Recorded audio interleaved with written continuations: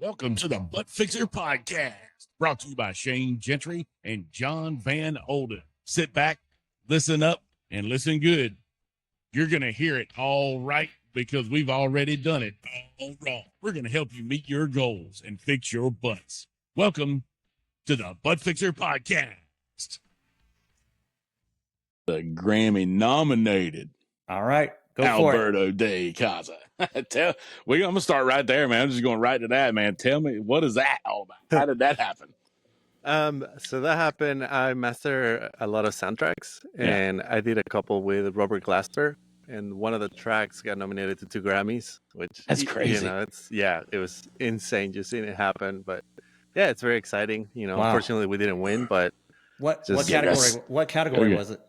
We went for best R&B song and best R&B performance. Wow, awesome. Mm-hmm.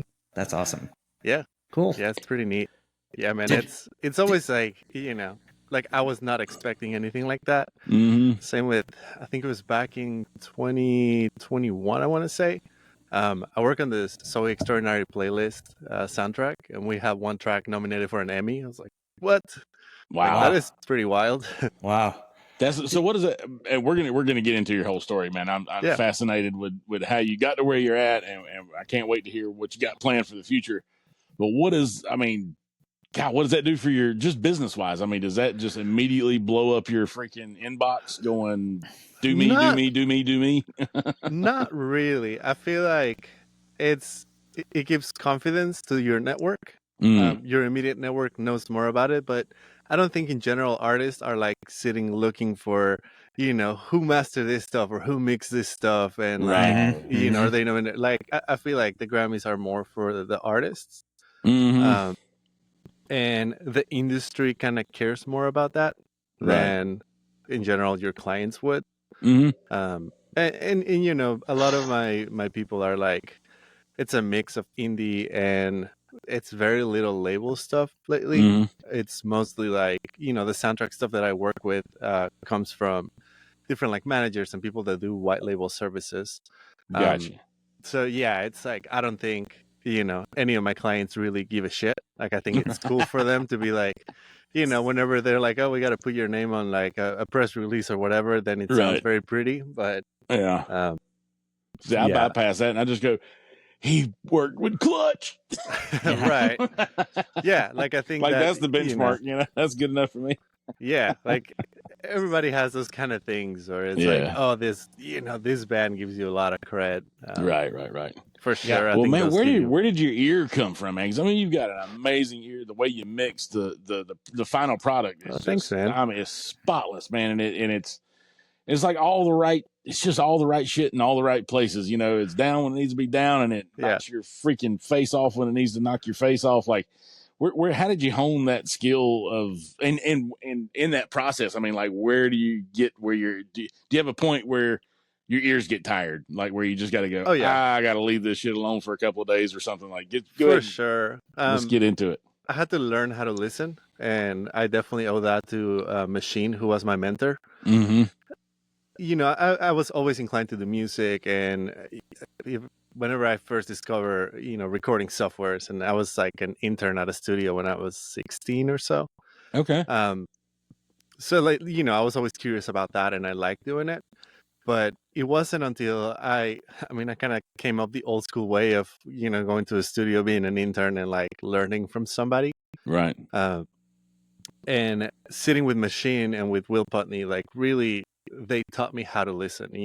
It's not so much of something sounds good or not. It was a lot about like, well, what's the context? What's the intention? If I bring guitars up, what's happening to the drums now? What's happening to the vocal? Is it, kind of like stuff like that it makes you analyze what you're doing a little bit more.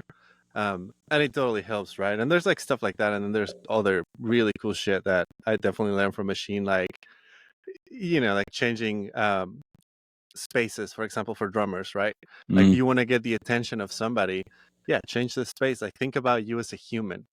If you're in a room that is very dead, and then out of nowhere your voice sounds like you're in a chamber or like you're in a cave, your brain is going to have a little freak out, and you're going to be like, oh, oh shit, what happened, right? Right. So like using those kind of things to keep your attention on the songs and like on parts that are coming, like those are little things that, you know, they go above everybody's head, but they feel it, and that's the important thing.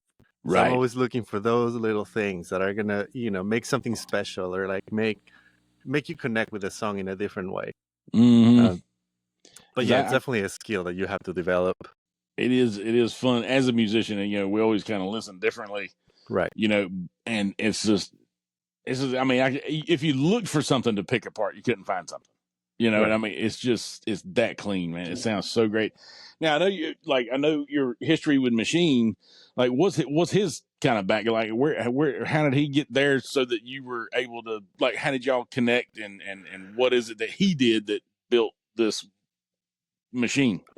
I mean, he was an artist. He's an interesting person because he came up in the time where producers were, you know, instead of them going to a studio and being like just the guy that sits back and lets the engineer take care of everything. He started there, but very quickly the industry kind of moved to like, you have to have your own studio, and like you have to be kind of like a one-man show.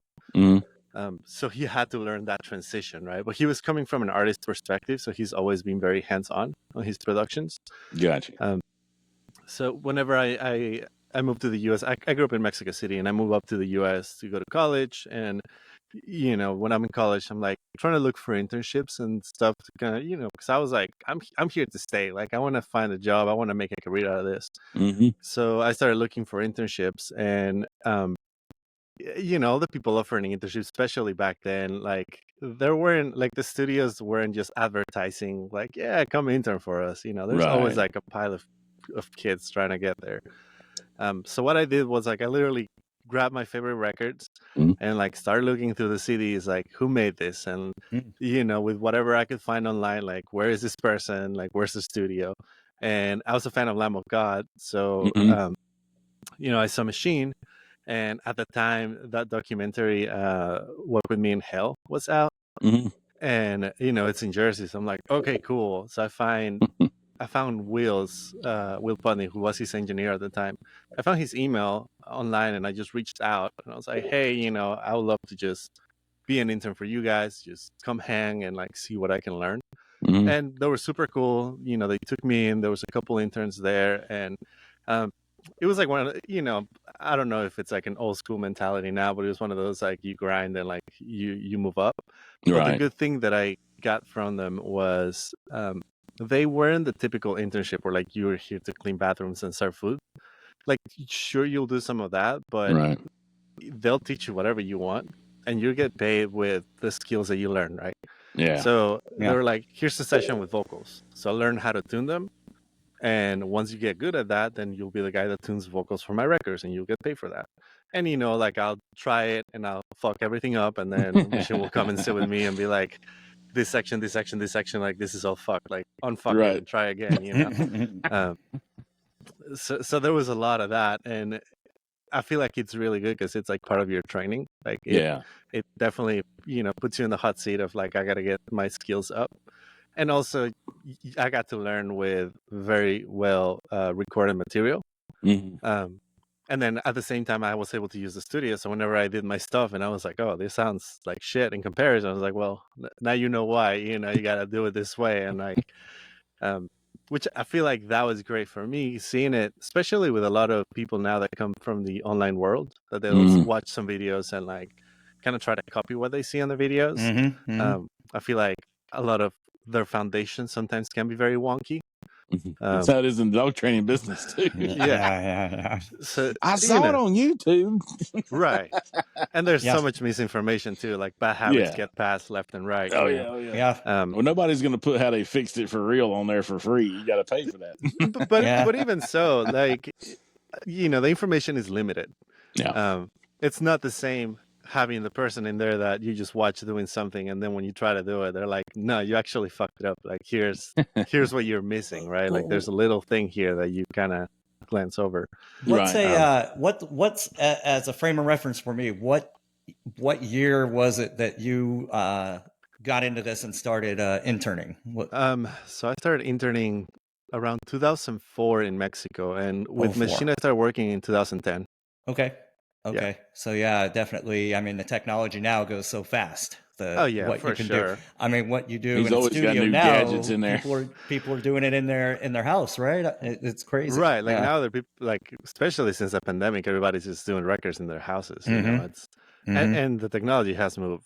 So it's so much better than when I started. I feel like that was starting to become a thing where you could have, you know, a little M box and kind of record yourself, but it was still like, you know, very limited. Like you could have some drum samples, but it was going to sound very robotic, and Right.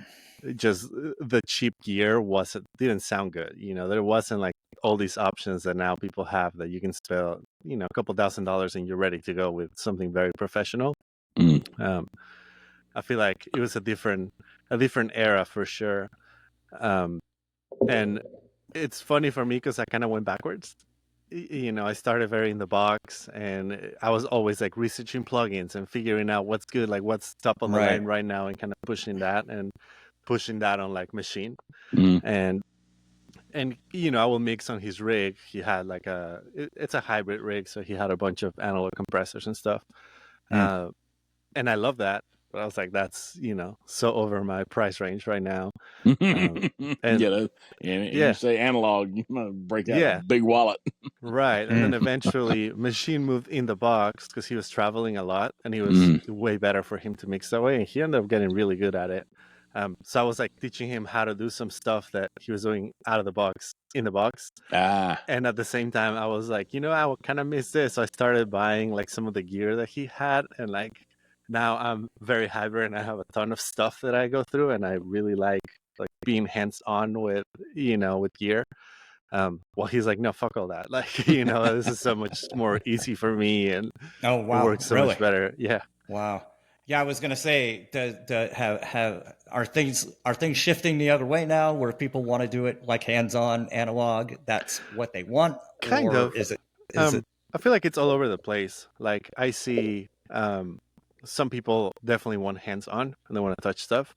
Some companies are figuring this out and they're trying to come up with solutions. Like there's recall systems that will, you know, move your console with what's happening on the digital side. Or yeah, I've seen there's that. companies like West Audio that you can touch on the piece of gear, but you put a plugin on it, so the session remembers your settings. So whenever you turn on that session, it'll like kick in like your compressor or something, like it will move the settings to that session, right? And I can close it and open another one and it'll move automatically. I don't have to recall stuff. Right.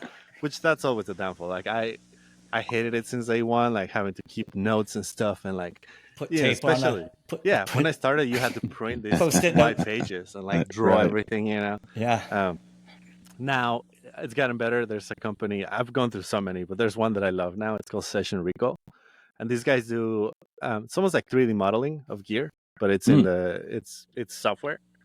So they work with all these gear companies, and you just buy, it's like a couple dollars for each piece of gear that I have, and then I can set it up on the, like, it's like I'm moving a plugin, so the whole thing looks exactly like my rig, so I can have kind of like screenshots of my rig for each session. Wow. And they're very accurate, so that makes it so much easier for me. And I kind of learned also how to work in a way where I'm printing a lot of stuff, so my recalls are pretty minimal. Like if I have to bring up a session that's, you know, a year old or whatever, it's like, well, there's only a couple things now that I have to deal with. But it took me a while to figure that out because, you know, I was like, it's fine, I have the gear here. If, you know, if it comes around, like we'll just patch it and it'll be fine. And then it's like stuff gets sold, stuff gets bought, you know, and somebody comes around, it's like, well, dude, it's not going to be the same. I'll tell you that much. It's like, right. Yeah. Well, go ahead, John. I want to go backwards a little bit. Like, tell me, like, how did you get, like, okay, so you're a kid, you love music. Is that kind of, are you a musician? Did you start by playing music, and then from music you got into mixing and engineering? Is that how? I started as a musician. I'm a guitar player. Okay. And you know, I wanted to be like, go to school for guitar and shit. When I was very young, you know, my parents were kind of like a little bit freaked out about that. Like, they didn't see a lot of a feature, especially where I was living with it. Most like the parents of most musicians, right? So they were trying to like show me other things. In Mexico there was these degree called communications that I wasn't a fan of it because it's very much like you learn a little bit of video, a little bit of audio, a little bit of journalism, et cetera, right? It's like kind of like a compound of media in one place. And one of my dad's friends, that's what he studied, and he had a company that did shows, kind of like the auto show, kind of like productions like that, right? Yeah. So he took me with him, and he was like, well, there's a studio across the street where I, usually send my stuff when I need audio. So he took me there, and that's where I started interning. And the guys there, it was pretty neat because that was the first time that I got to experience kind of like a combination of music and computers. I was always very good tinkering with computers. I grew up with the computer in the living room and broke it with Napster, broke it with LimeWire again, kind of stuff. And so I really like in general, like technology and computers and music. So this felt like a good marriage of both. And at the same time, just being with jaded musicians like always helps because they'll see you down and it's like, okay, well, what are you trying to do? Like, and I was like, I want to play metal. It's like, well, why the fuck would you go study to be a metal player? Like you already know how to play rock and metal. Like makes no sense, dude. Unless you're gonna be like a jazz session guitarist, like who gives a shit? Like look something that rounds more of those skills, right? And just seeing here how what's it called? Like kind of how I could incorporate like music and develop it more. Like I was like, oh yeah, this is cool. I like it. So I decided to, become an audio engineer. I found at the time some like colleges were kind of starting to pick up on it.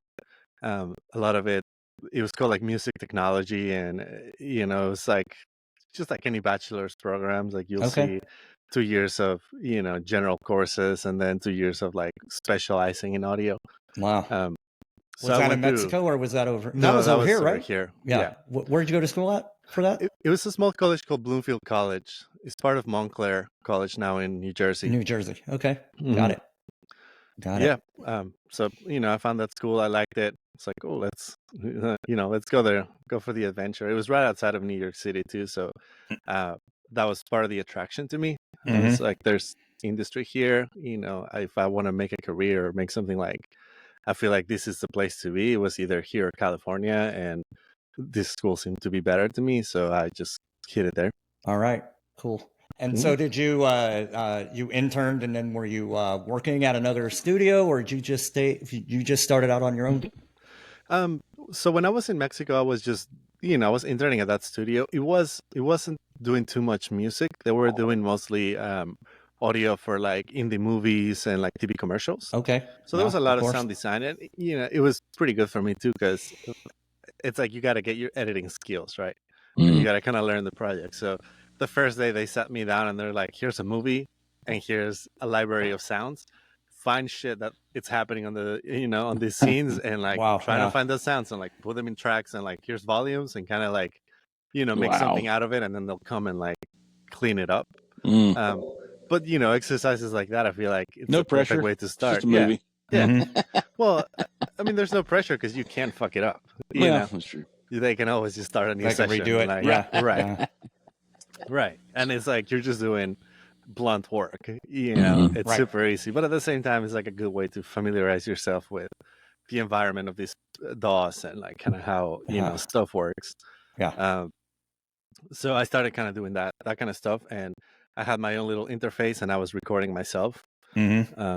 And then, the guys at the studio had bands, so they'll bring their bands and like track stuff, and I'll get to see that. So that was, that was pretty neat.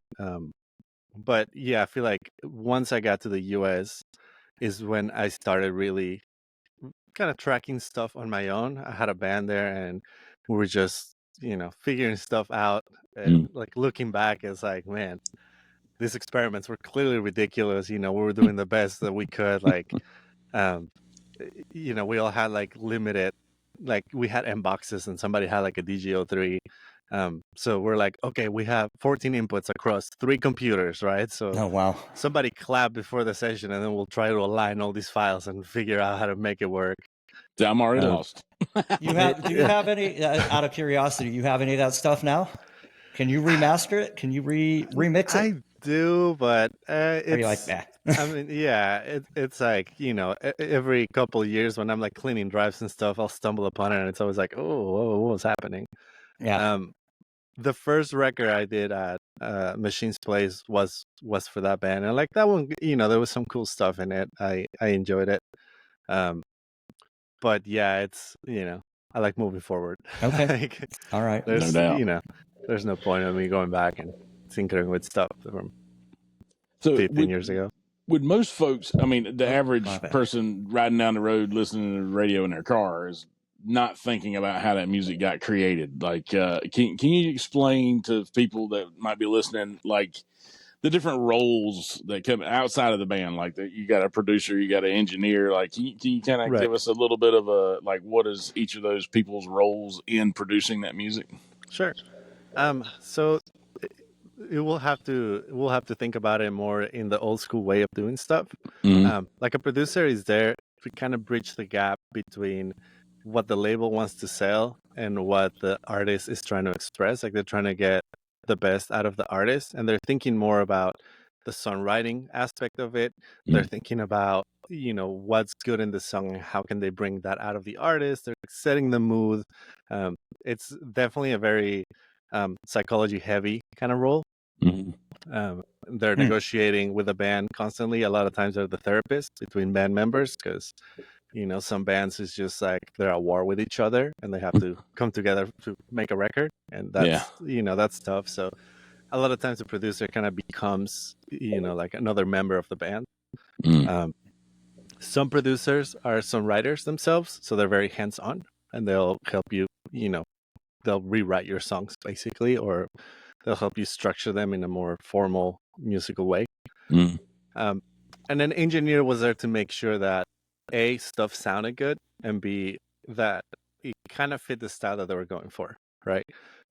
Like engineers kind of start having some taste. Like think, when you hear like a record from Eric Valentine, right? The sounds that he's doing, the drums that he's doing, and like the guitar tones stuff, it's very him. Like there's definitely a footprint of that person in whatever band comes through them. And there's other guys, Steve Albini was like, he saw himself a lot like he was making documentaries almost.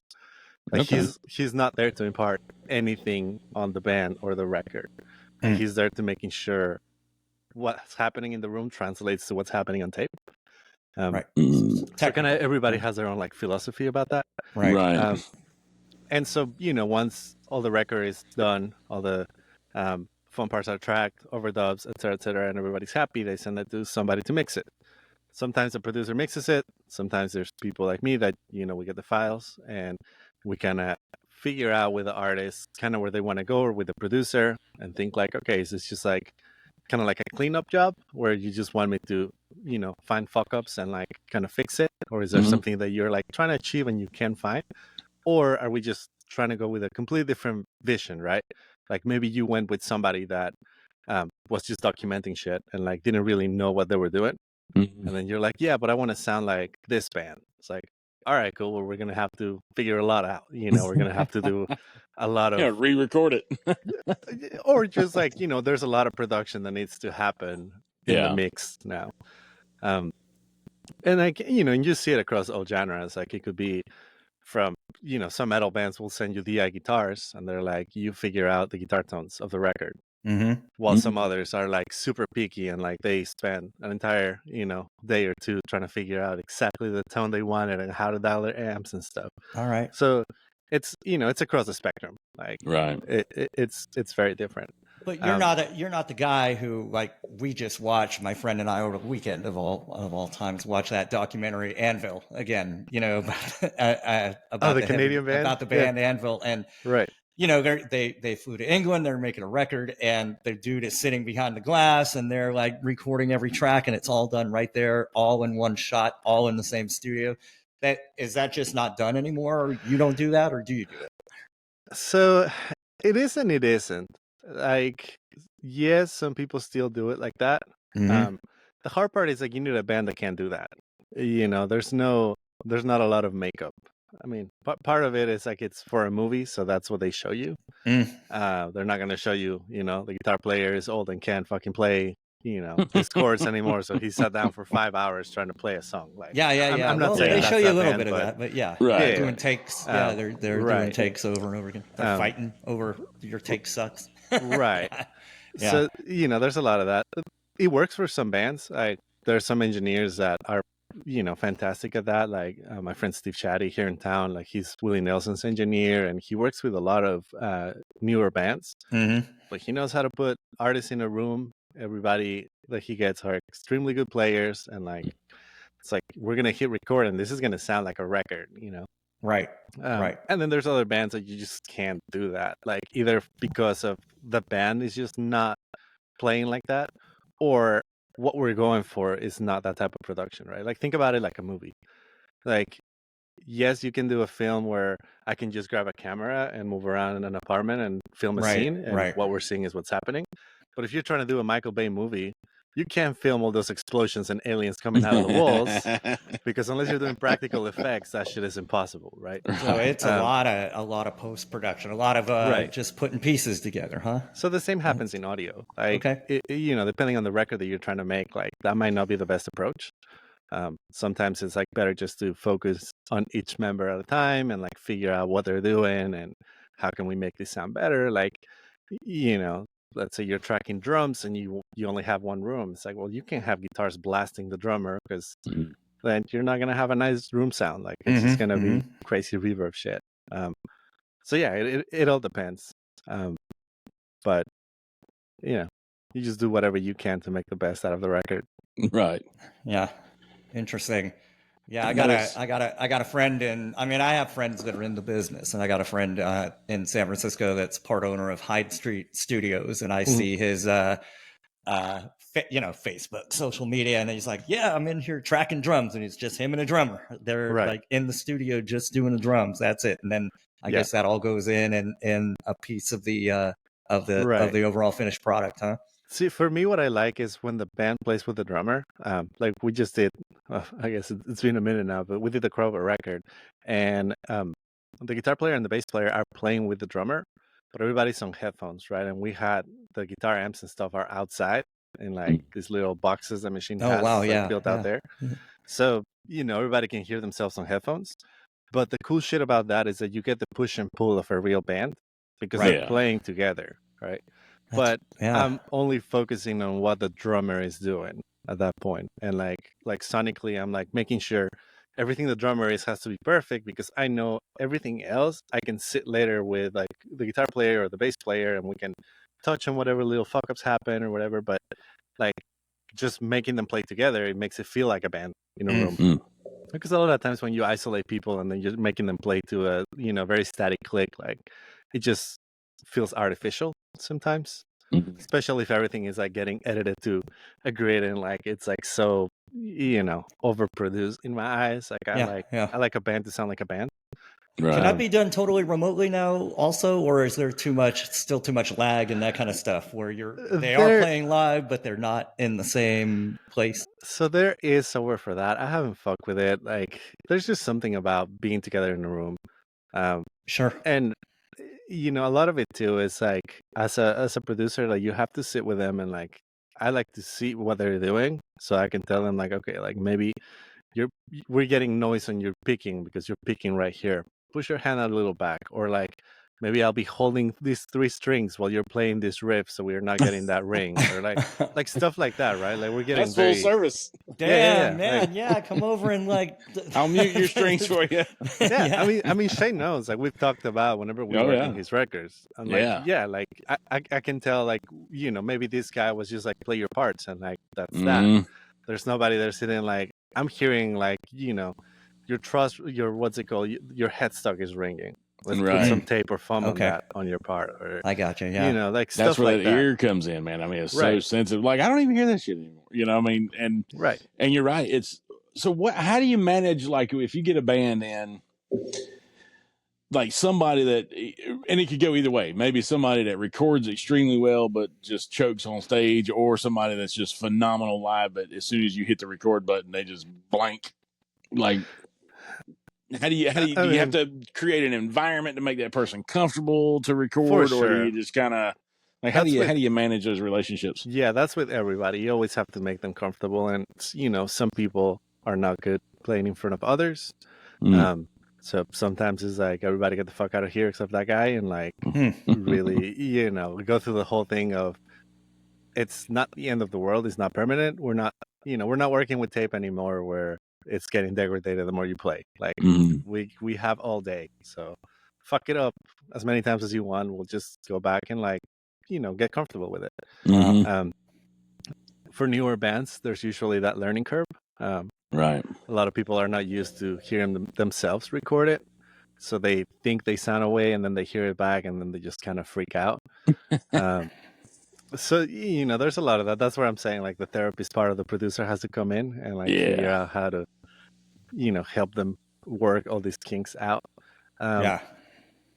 It's well, that means a lot. It means it's amazing that you still have that aspect of your game, because like I mean, it's so nowadays. I mean, even now, just on a very rudimentary amateur level, I mean, just nobody gives a shit. They're just in there like the guys at our guy, just hit the button. You're like, "Oh, you done? Right. Okay, click." Right. And I'm like, was it good? Do I need to do it again? I'm having to poke for feedback versus being given by somebody that gives a shit.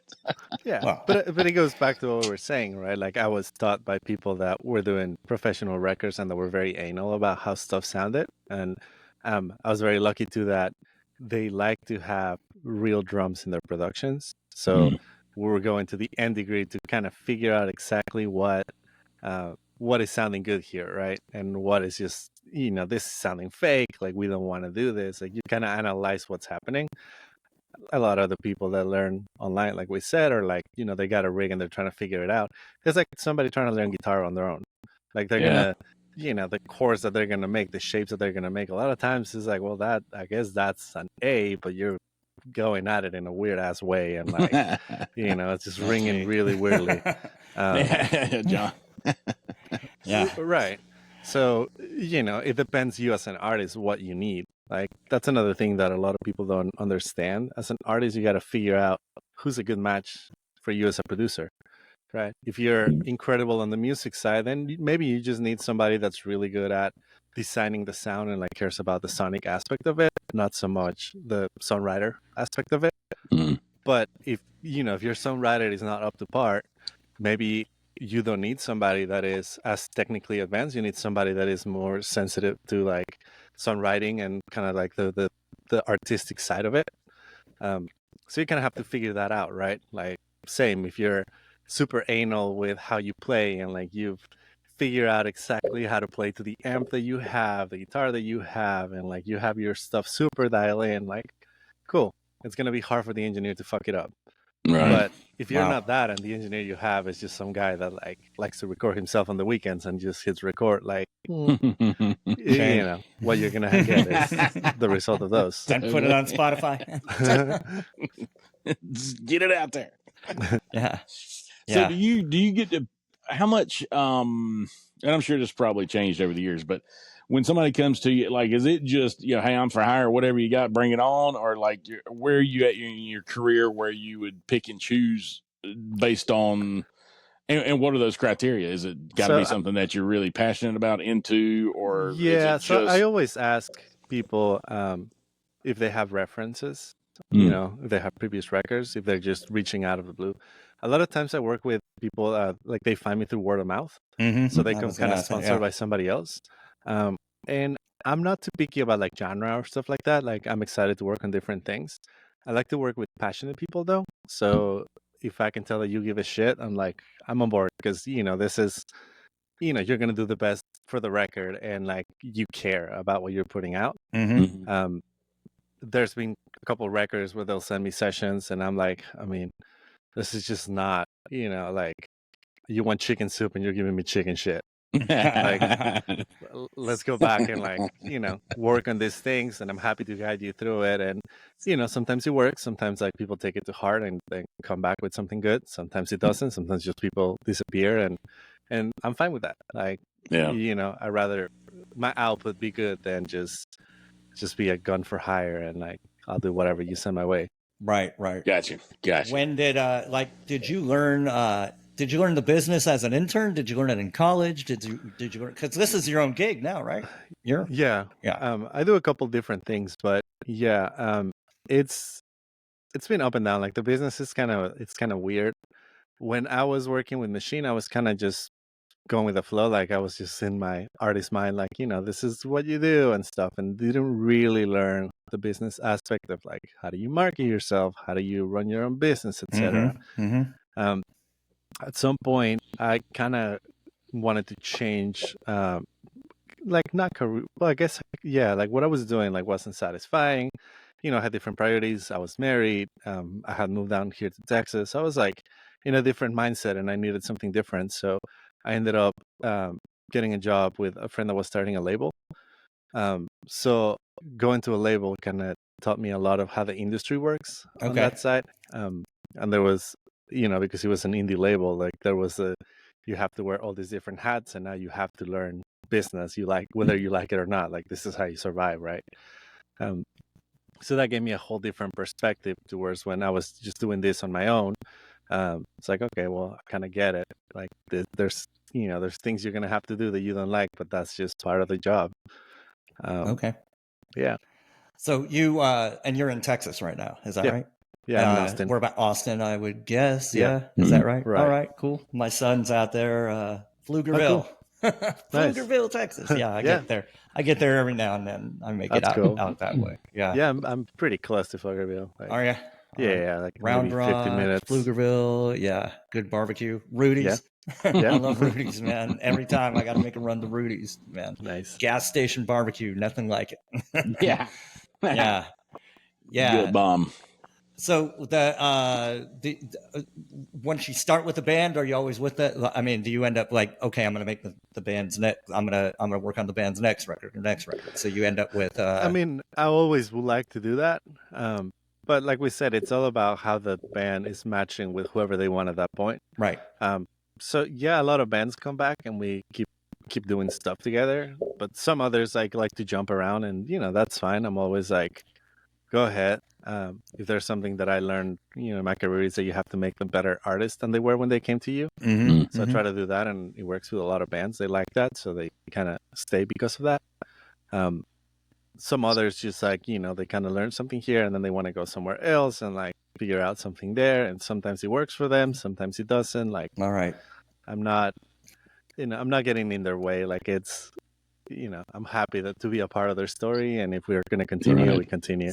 So it could be either or. You could end up kind of like any other business. You have a client list and you're always doing their stuff, or sometimes you jump around and you get somebody like a one-off, huh? For sure. And, it also depends on where the band is at the time. Like there's so much input and so many things. Like if their new favorite record came out and somebody else did it, they're going to be excited about the person that just did that one record. Or if, they got signed to a label, labels always have an agenda. Like there's going to be an A&R that has 4 guys that he goes to for everything, right? Yeah. And like, it's like going to shove that down their throats. Like it is what it is. I know. That's wild. Well, Shane, you're up, man. Well, I'm just kind of so now. I mean, you're doing movie soundtracks. You got records. You got so. Where was the trajectory? Like, where do you go from? Well, I mean, I guess so. When you were with Machine working there, I guess it was Machine's reputation and everything that was bringing the bands in, obviously. And then when you strike out on your own, like, where's the ramp up to like getting a Clutch in there, like getting your Crobot in there, like getting these movie soundtracks? Like, was there like one artist or one record that you did that really set you off, or was it just it's culmination never, of everything? Yeah, it's never like that. Like you don't just just grow up over it. Like some people do, but for me, what it was.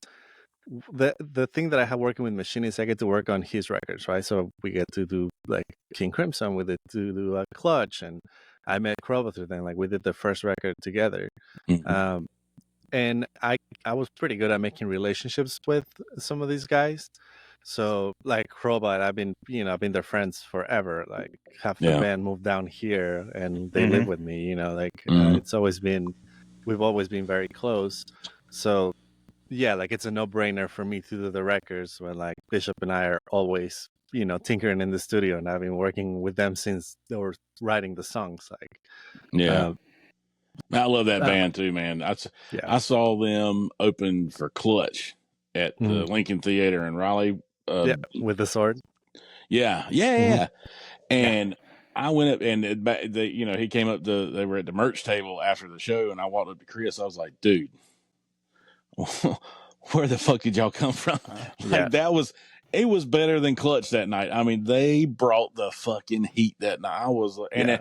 And I had listened, of course, I'm always interested. I was listening to them before the show, because I was like, well, who's this opening for Clutch? We got to check them out, and of course, now that first record that they did where their first release, the first thing I told Chris, I was like, dude, that fucking record doesn't do you any justice to what I just saw. I was like, you just tore the fucking house down, and it does not translate on. And but at that time he was like, oh yeah, we're getting ready to go in the studio and do all this stuff and do it right. But so they were just kind of on their little trajectory up. But man, oh man, do I love listening to that band. Yeah, they're great.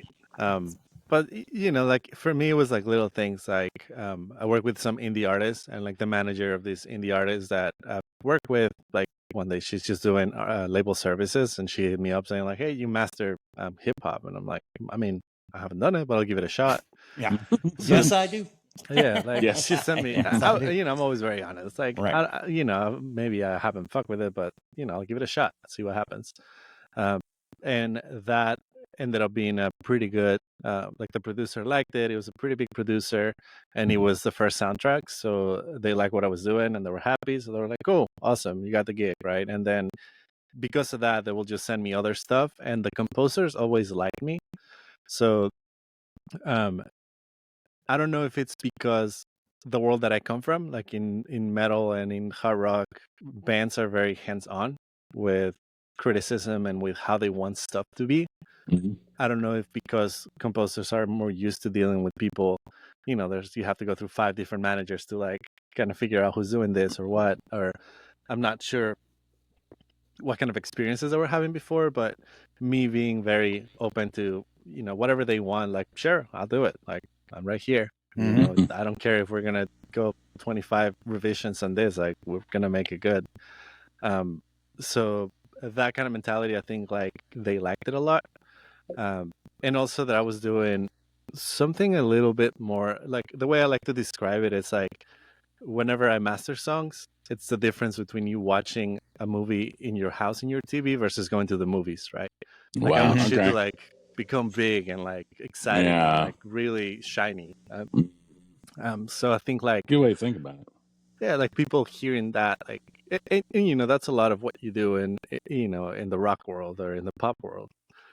But I don't think it had translated a lot to these soundtracks, and so people hearing that, I think like that's part of what made me a name on it, and these people keep coming back to me, and I'm like super stoked. Like I get to do. I never know what's coming at me, which is super cool. Like sometimes that is it's like fun. here's a horror soundtrack, and I'm like, fuck yeah, like this is awesome, or like. Dude, it's literally. I mean, your catalog is huge now, man. I was just online looking at your website again this morning, man. And I was like, and it's Jesus all over fucking the place. Christ! It's just keep scrolling. Yeah, bands, TVs, movie shows. It's wild, man. It's fantastic to see that. Yeah, and the movie side is crazy, dude. Like, I've done like stuff for like Megan Thee Stallion, like Billy Ray Cyrus. I'm like, what? Just get in there, and it's wild. I mean, so how? I mean, this is probably an obvious question. We've had a few musicians come on. Hopefully, got a few trying to nail down that I know Shane knows. But how has I mean, to me, the only way that they're making money nowadays is touring, but they're usually touring supporting music, but they're not making money selling music like they used to, right?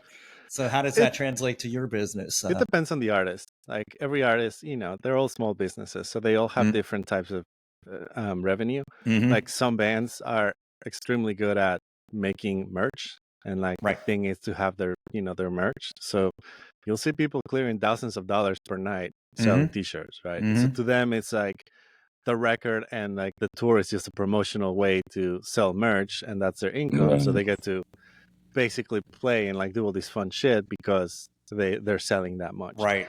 Some other bands have figured out how to sell their own music, and like they'll make music out of sync, and they'll make music out of, like their fans love physical records, so they're doing great on vinyl. Some bands don't sell shit on vinyl. Some bands I mean, I got some vinyl here, man. I know how much it costs these days. Right. It's a lot. I mean, you sell a record nowadays, it's $40, $45 for. But you'll see like bands that care, like they'll the experience they give you with a vinyl, like there's so much cool shit in there. There's all these different things that do, and then there's other bands that are like, whatever, we'll print 200 pieces of vinyl, and it's black vinyl, and like here you go, if somebody wants it, there it is.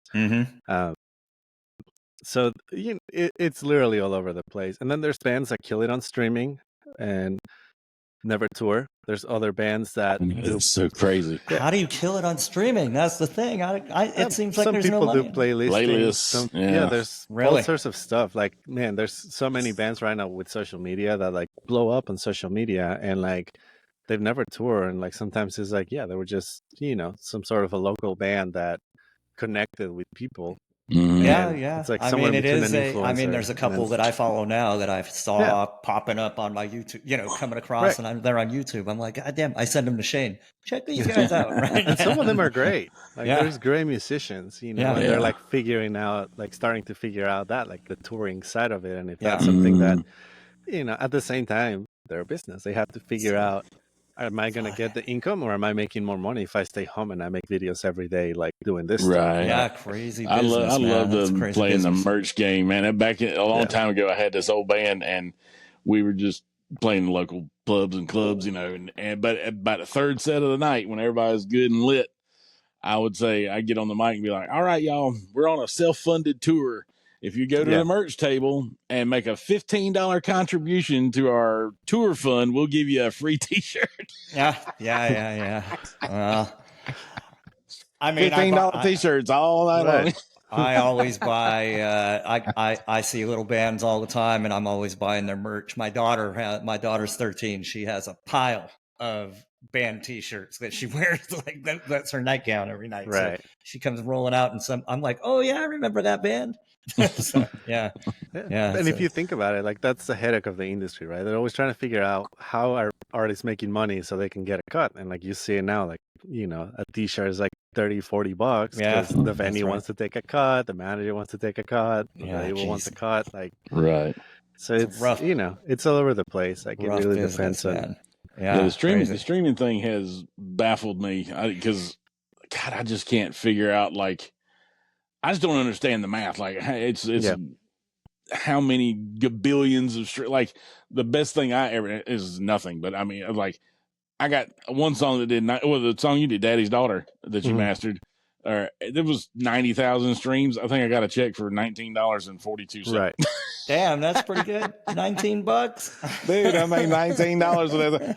But it's like, I don't know it's so, there's so not enough information, or at least I don't know where to find it, and I'm sure other musicians don't. Is how does what is the computation of your song getting streamed, and then what they get versus what you get? There's nothing when you throw your shit on Spotify.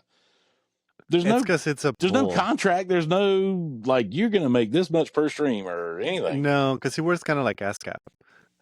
Like there's a pool of money of all the money they make, and then based on the streams, they say like, okay, this artist made this many streams, so that's this percentage. So you get this much. Yeah.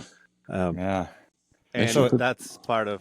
I think that's just collapsing now because all the between fraud and AI music that's getting put up. These bot farms, like it's like they're starting to catch it now. There's one guy that got arrested for doing $10 million, right? Like he figured out how to bypass systems, and he had. Oh, I heard something about that. Yeah, that's right. He had a ton of songs. Like he figured out, like if you put a couple songs up and have all these bots listening to it, they're gonna get flagged pretty quickly. They'll see this artist that doesn't exist, and like overnight, you've racked so many streams.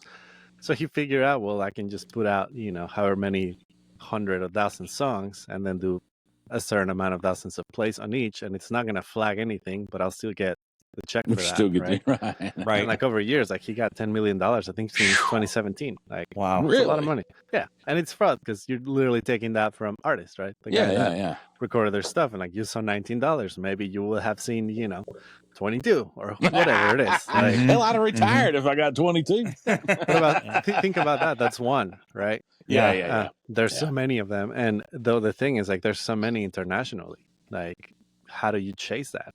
Well, you Right. can't chase it. It's just like trademarking, right? I mean, you go to can. The problem is, like, they got to follow the money. So you report it here, and then for the FBI to get involved, I think they need like $1 million in loss.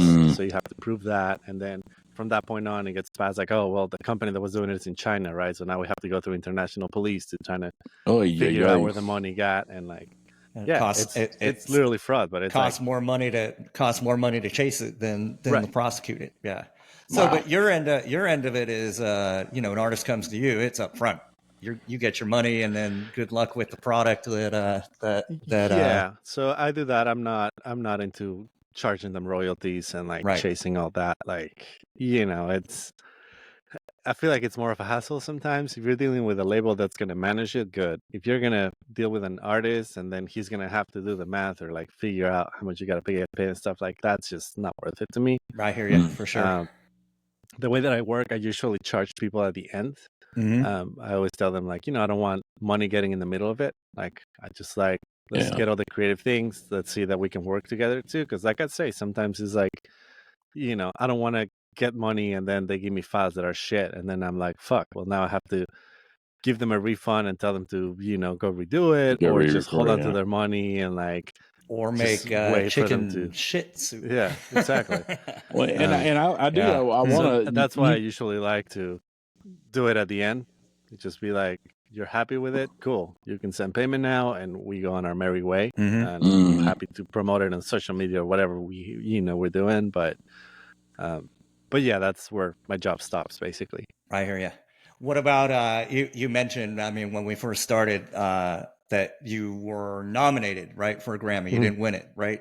No. But that's also a crazy thing. I mean, you're nominated for a Grammy for the back end, basically, right, of a record and everything. You're not putting on a tux and going to the Grammys, man. You're just right. You're just waiting around, and I think, and a lot of times, like, the artist is the one that's nominated. So for mastering, like, you get a recognition, but you don't get like an actual statue. I think you have to. Somebody said you have. I talked to somebody who said you can get a statue, but you have to buy it.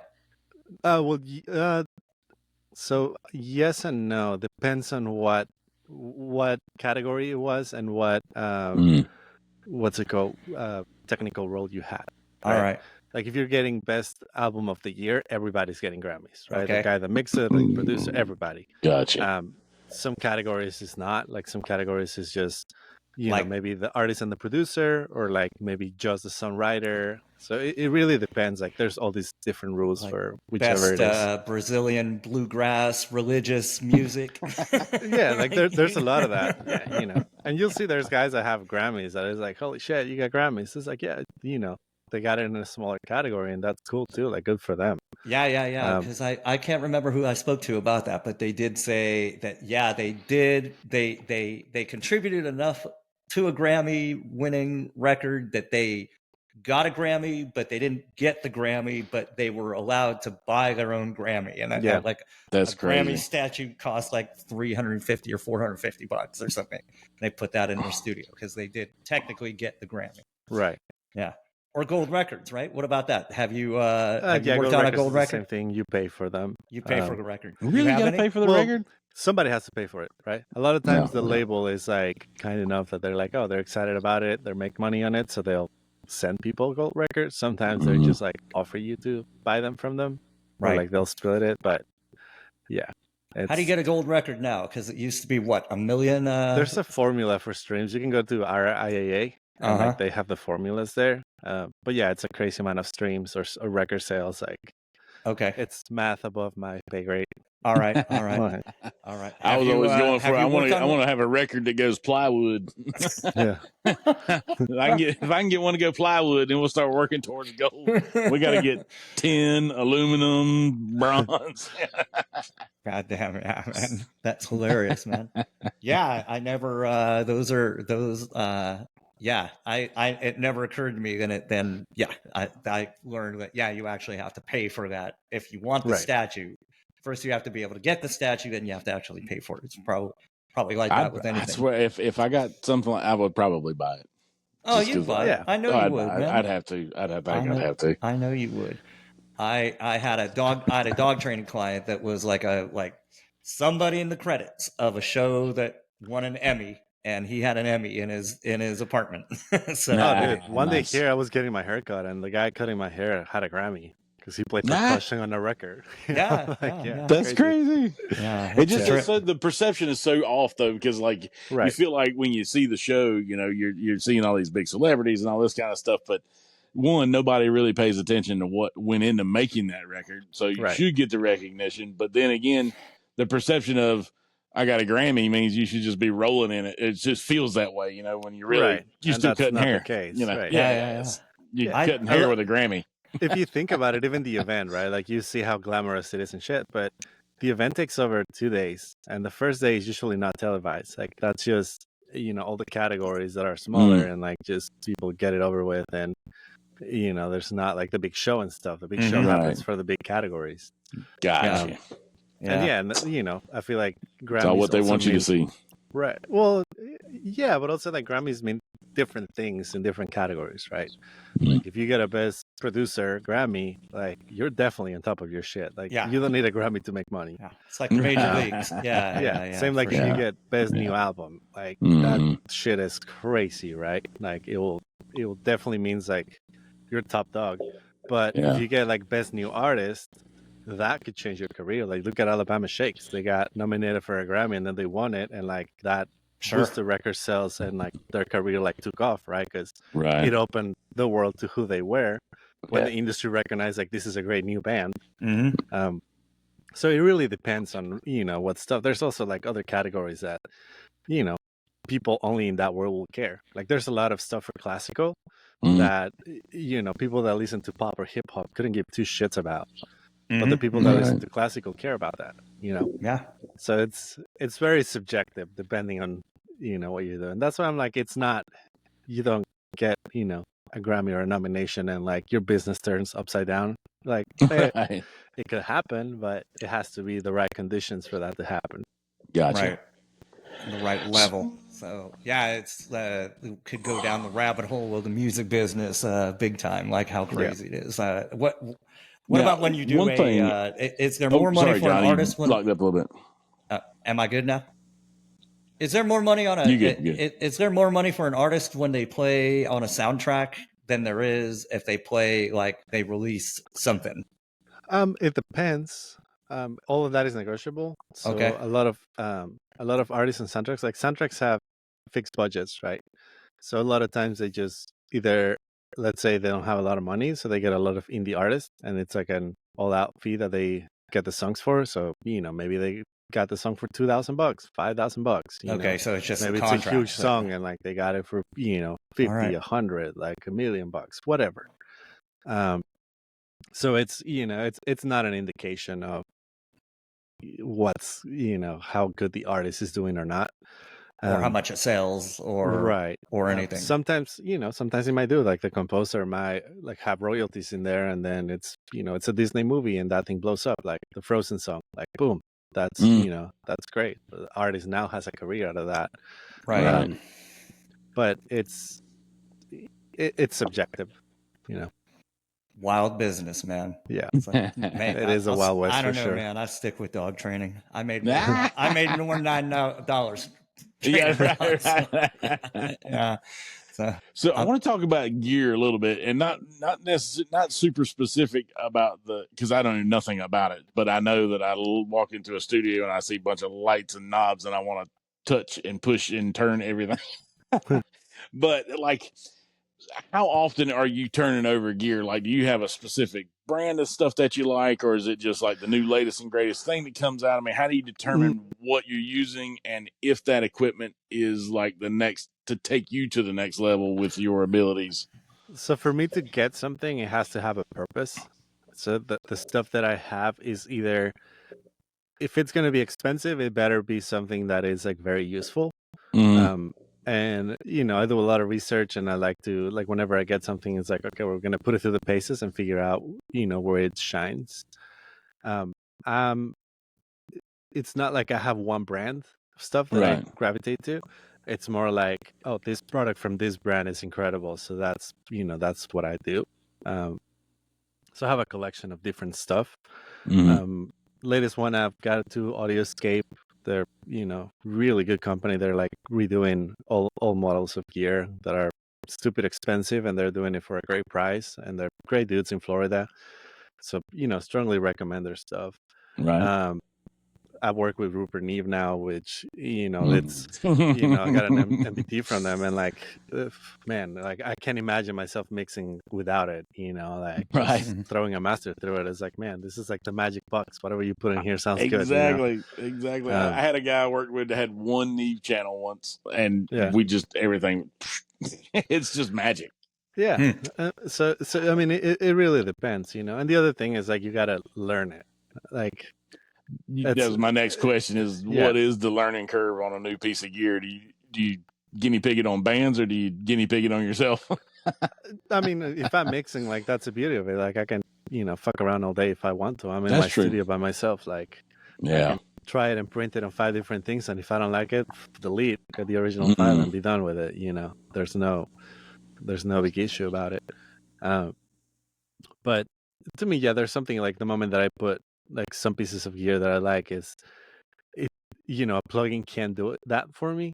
Like, I feel like I have to either do a whole chain of plugins to try to kind of get close to that, or there's a concept of depth that it's really hard to get for me with just plugins, and like analog gear like just makes things sit together really good. Mm-hmm. So I'm looking for those things, and if like I have a piece of gear that's like not getting used, or it's a one-trick pony that I can replace easily, then fuck it, I'll sell it. Like, I don't care. Right.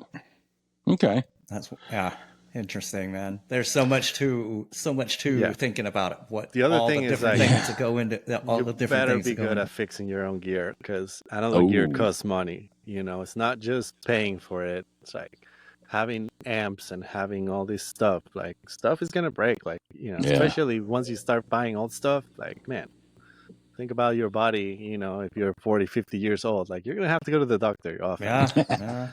Like, I mean, that's a good thing about being in Austin versus me, Dover, Delaware, and I got an old amplifier that I need that needs work, and I can't find anybody that'll even do it. Like, I know a couple of guys in town that can fix it, but a lot of times too, it's like, how much money are you going to spend taking your shit to get fixed versus, what, get yourself a couple books, get yourself a couple kits, learn to solder, learn to, trace current. Not me.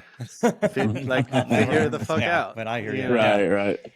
Yeah, if you got a room full of gear, that's one thing. If you got one old piece of shit amplifier, but that's the thing. That's how you start. Yeah. Like, you have one piece of shit amp, but you learn how to fix it, and then the next thing you know, it's somebody's in marketplace selling an amp for $100 that's worth $1,000 because shit's fucked. Yeah, you're right, like, cool. Right. I'll get it. I'll grab put $100 on it, and now I have 2 amps. Well, yeah, you have a point there, actually. So for sure. Well, Shane, I'll leave it to you to I just got a couple more. Have you ever? Is there any artist that you've worked with where you were a little like starstruck? Have you ever kind of like had to go, holy shit, that person's standing right there, and then get your shit together to work with them? Or yeah, I mean, I didn't fanboy. I've definitely fanboy in front of people, but not in the studio. The first one that I had was Tony Levin. He's bass player for King Crimson and Liquid Tension Experiment. We were mixing his other band called Stickman, and he came to the studio, and I was like, and this is early on in my career, I was like, holy shit, like, this is real. There's definitely been other people that I'm like very excited to be in the room with. I'm like, I mean, like Howard Jones from Killswitch Engage came to my house and like was doing he was doing writing here with with the Crobot guys when they were living here, and it was like, that's crazy. You know, we went to have lunch and stuff together, and it's like, right. man, I've been listening to his records since I was like a kid. Like this is crazy shit to me, you know. But I try to not be a fanboy when I can, you know. Gotta play it cool. Yeah.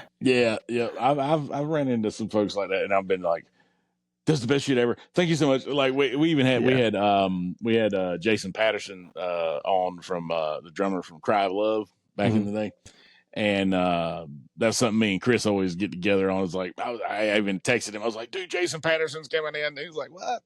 You know, but I had to get that shit out like right at the beginning. I was like, "Dude, that record changed my fucking life." You know, I mean, it literally did. My whole musical career was based off of that record just blowing my face off in 1993 or 2 or whatever the hell it was when it came out. And but then after that, he's just a fucking regular guy, you know, just with this extraordinary fucking talent that is just right beneath the surface all the time, you know. Yeah. Anybody? Well, you don't have to name any names, but have you ran across the opposite, like somebody that you go, "Holy shit, I'm going to meet that guy," and he turns out to be a dick?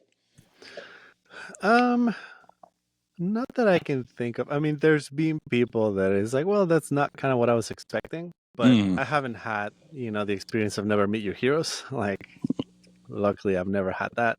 Right. In a really bad way.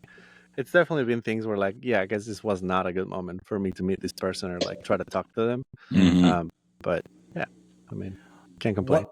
What and I mean, we bringing around a little bit full circle here. So you said your dad or your folks were like, yeah, go to college. What are you gonna do? Blah blah blah. I mean, did you that's got to be the but. It's got to be like, this is what I want to do. I want to get in the music business. I want to like produce and that kind of thing. And your dad's like, yeah, but you got to get a job, but you got to make money. Yeah, so that kind of thing. I mean, how did that turn out on the other end? I mean, we bumped heads a lot. You know, especially at the beginning, like they were very concerned about what I was gonna do. And, you know, when I started, like I graduated college and like I was broke and, you know, I was like doing records and stuff, but like, you know, I was a broke college student. The other thing is like culturally it's very different, right? Mexico, you live with your parents basically until you get married, or at least that's how it was when I was there. And I saw that with a lot of my friends, but it was like, I left when I was 19. So to my parents it was like, you know, this guy's crazy. And, you know, here you have that concept of like, you're going to be broke at that age because you're just figuring life out and that's fine. And that was an experience I liked, but I think to them was a little bit difficult to watch me do that. So, I mean, in the end, like I didn't care. I chucked it all to like, I wanted the music and they don't get that. Right. But I feel like they're proud of it and like they're fine with it. Like they, you know, they've seen that it's not the nightmare that they thought it was going to be. Yeah. You know, that you support yourself. And, right. You know, we measure things like differently. Like my parents are very proud that I bought a house, like, you know, when we bought it. And it's like, I don't give two shits. Like, you know, it was cheaper than getting an apartment at the time. Like it made sense here. Like, and, you know, I'm glad I did because now it'd be impossible in Austin. But yeah, like there's stuff like that, you know, they measure success in, and like I just couldn't care, you know. Yeah. So you just you said this is what I want, I'm gonna go for it, and that's it. Right. You didn't have your own you didn't have your own doubts about it. You were like, fucking just do it. Right. That's it. Yeah, that's how I feel. Just fucking do it. See what happens, man. Yeah. Well, what's the future for Alberto? What you got? What's coming up? What you got? Is there something that you're striving for? Or is it just the next gig, or do you have something planned? I feel like there's not ideally I would like to move to a different place where I can build a bigger studio where I can track people in here, especially like have a drum room. But you know, we're still figuring that out. We gotta see what the landscape is because land became so expensive in Austin, and I kind of don't want to go to the outskirts. Like I'm pretty happy where we live, so we gotta figure that out. But music wise, like I'm excited on the stuff I'm working with. I'm always down to work with new bands, so you know, like just happy to see where it takes me. I feel like, you know, we can make plans all day, but that doesn't mean that it's saw going an somewhere. interview with Tim Salt one time. He said, "What's your favorite record that y'all did?" He said, "The one we're working on." Yeah, exactly. Yeah. it's always whatever we're doing right now is my favorite record because it's that one new before too, and it's Right. fresh and exciting. It's not. I played soap makers for the last 30 years For every sure. night for my. Yeah. Well, cool. good, man. Well, hey, man, dude, we appreciate the time, man. Very much so. Happy to do so. We're still getting this thing, seeing what it's going to do and where it goes and everything. So we love getting good content stuff up there. People, send it out there. Maybe someone will hear something that they never knew. Cool. You never know. So awesome. And you've been on you've had quite a few interviews I've been here lately, doing right? a bunch lately. Yeah, for sure. Yeah. That's cool. Do you need it? Well, actually, go ahead. Don't close your computer because we gotta make sure it uploads before you sign off. But we'll go ahead and sign off. I wanted to ask you something, but we'll do it off the air. All right, Alberto. Cool. Good to meet you, man. I appreciate it. Again, Thanks I really appreciate this. it. Thank you so much. Yep. Bye. Thank you for listening to this edition of the Butt Fixer Podcast. Stay tuned for more guests, more stories, and more butt fixes.